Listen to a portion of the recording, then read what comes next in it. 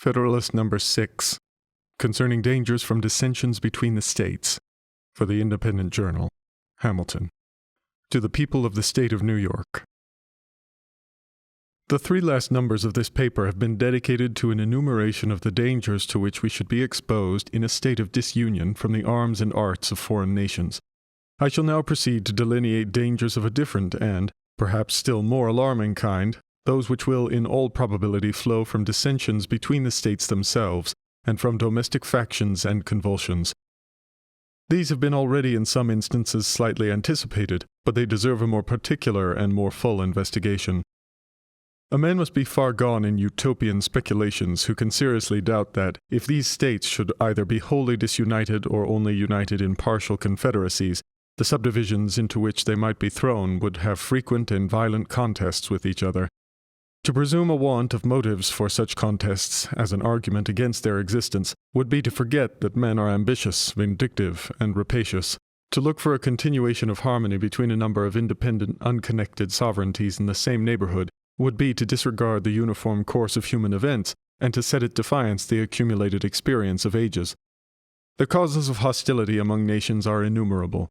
There are some which have a general and almost constant operation upon the collective bodies of society.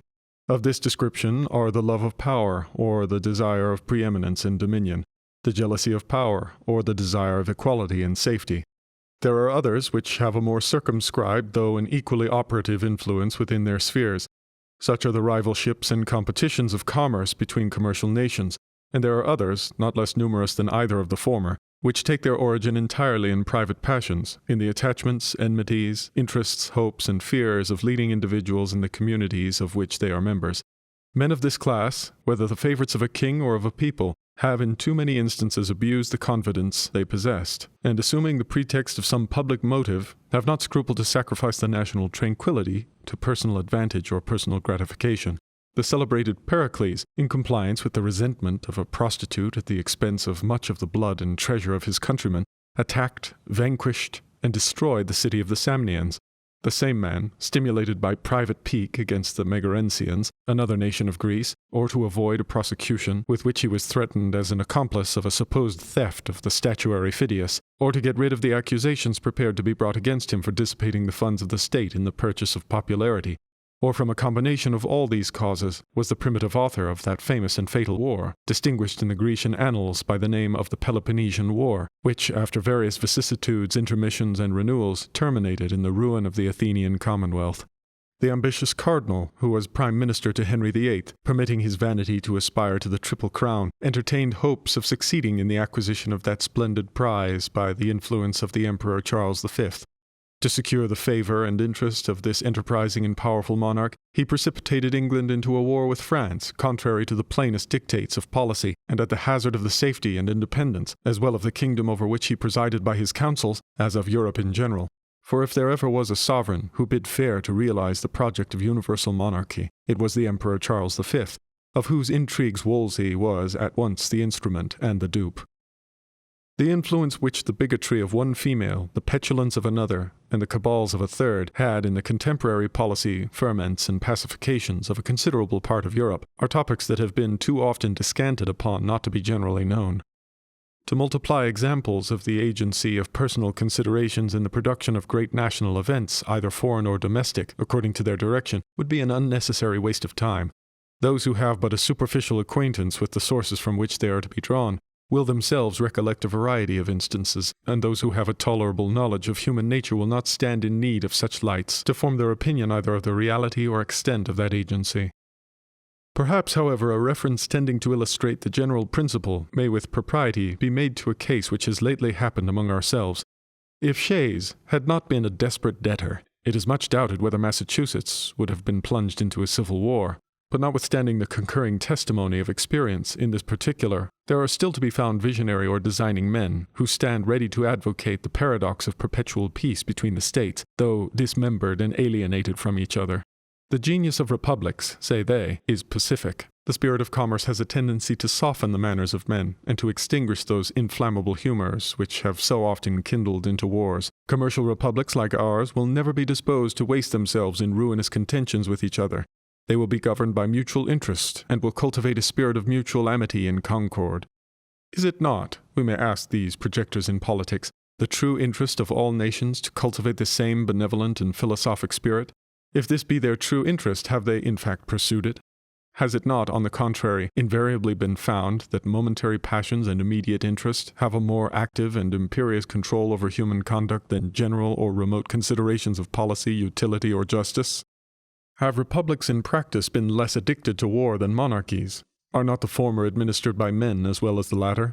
Are there not aversions, predilections, rivalships, and desires of unjust acquisitions that affect nations as well as kings?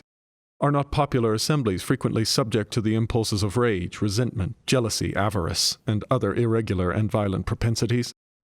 Is it not well known that their determinations are often governed by a few individuals in whom they place confidence and are, of course, liable to be tinctured by the passions and views of those individuals? Has commerce hitherto done anything more than change the objects of war? Is not the love of wealth as domineering and enterprising a passion as that of power or glory? Have there not been as many wars founded upon commercial motives, since that has become the prevailing system of nations, as were before occasioned by the cupidity of territory or dominion? Has not the spirit of commerce in many instances administered new incentives to the appetite, both for the one and for the other? Let experience, the least fallible guide of human opinions, be appealed to for an answer to these inquiries. Sparta, Athens, Rome, and Carthage were all republics, two of them, Athens and Carthage, of the commercial kind. Yet were they as often engaged in wars, offensive and defensive, as the neighboring monarchies of the same times. Sparta was little better than a well-regulated camp, and Rome was never sated of carnage and conquest. Carthage, though a commercial republic, was the aggressor in the very war that ended in her destruction. Hannibal had carried her arms into the heart of Italy and to the gates of Rome before Scipio in turn gave him an overthrow in the territories of Carthage and made a conquest of the Commonwealth. Venice in later times figured more than once in wars of ambition, till, becoming an object to the other Italian states, Pope Julius II found means to accomplish that formidable league, which gave a deadly blow to the power and pride of this haughty republic. The provinces of Holland, till they were overwhelmed in debts and taxes, took a leading and conspicuous part in the wars of Europe. They had furious contests with England for the dominion of the sea, and were among the most persevering and most implacable of the opponents of Louis XIV. In the government of Britain, the representatives of the people compose one branch of the national legislature. Commerce has been for ages the predominant pursuit of that country. Few nations, nevertheless, have been more frequently engaged in war, and the wars in which that kingdom has been engaged have, in numerous instances, proceeded from the people. There have been, if I may so express it, almost as many popular as royal wars. The cries of the nation and the importunities of their representatives have, upon various occasions, dragged their monarchs into war, or continued them in it, contrary to their inclinations, and sometimes contrary to their real interests of the state. In that memorable struggle for superiority between the rival houses of Austria and Bourbon, which so long kept Europe in a flame, it is well known that the antipathies of the English against the French, seconding the ambition, or rather the avarice, of a favourite leader, protracted the war beyond the limits marked out by sound policy, and for a considerable time in opposition to the views of the court.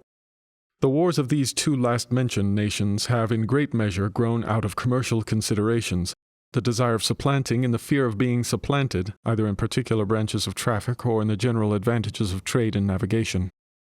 From this summary of what has taken place in other countries, whose situations have borne the nearest resemblance to our own, what reason can we have to confide in those reveries, which would seduce us into an expectation of peace and cordiality between the members of the present confederacy in a state of separation? Have we not already seen enough of the fallacy and extravagance of those idle theories which have amused us with promises of exemption from the imperfections, weaknesses, and evils incident to society in every shape? Is it not time to wake from the deceitful dream of a golden age, and to adopt as a practical maxim for the direction of our political conduct that we, as well as the other inhabitants of the globe, are yet remote from the happy empire of perfect wisdom and perfect virtue? Let the point of extreme depression to which our national dignity and credit have sunk, let the inconveniences felt everywhere from a lax and ill administration of government, let the revolt of a part of the state of North Carolina, the late menacing disturbances in Pennsylvania, and the actual insurrections and rebellions in Massachusetts declare, so far as the general sense of mankind from corresponding with the tenets of those who endeavor to lull asleep our apprehensions of discord and hostility between the states in the event of disunion, that it has from long observation of the progress of society become a sort of axiom in politics, that vicinity or nearness of situation constitutes nations' natural enemies. An intelligent writer expresses himself on this subject to this effect. Neighboring nations, says he, are naturally enemies of each other unless their common weakness forces them to league in a confederate republic, and their constitution prevents the differences that neighborhood occasions, extinguishing that secret jealousy which disposes all states to aggrandize themselves at the expense of their neighbors. This passage, at the same time, points out the evil and suggests the remedy. Publius.